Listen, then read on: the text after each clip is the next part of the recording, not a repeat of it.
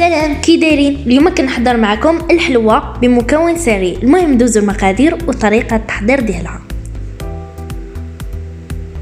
نبدا ب 250 غرام ديال الزبده،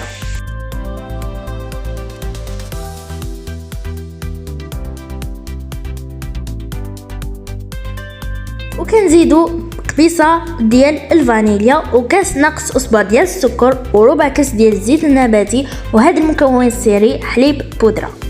غنضيفو 2 معلقات ديال حليب بودره، وغنضيفو بيضه كامله بلس صفر بيضه، وغنخلطو كلشي مزيان بالباتور باش يذوب هذاك السكر.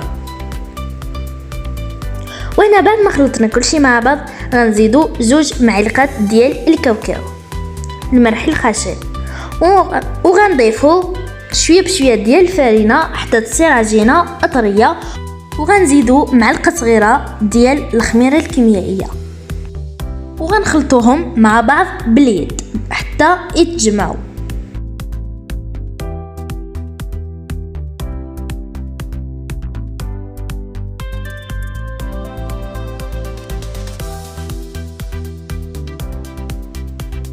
بعد ما صارت عجينه طريه غنديروهم كريات صغار وغنشكلوهم بهذا الشكل سيجارات صغيورين، وكنديرهم على الشكل هلالات.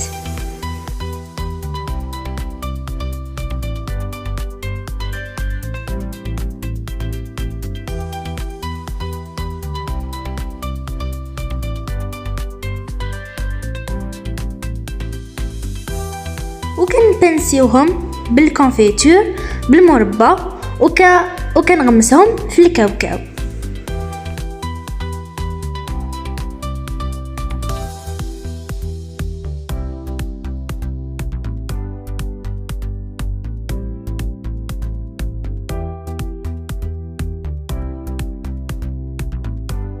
وناخذوهم للفرن على درجة 180.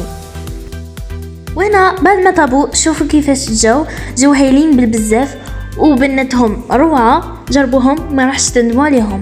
وصلنا لفان تاع الفيديو، نقول لكم مع السلامه، باي باي، الى فيديو اخر ان شاء الله.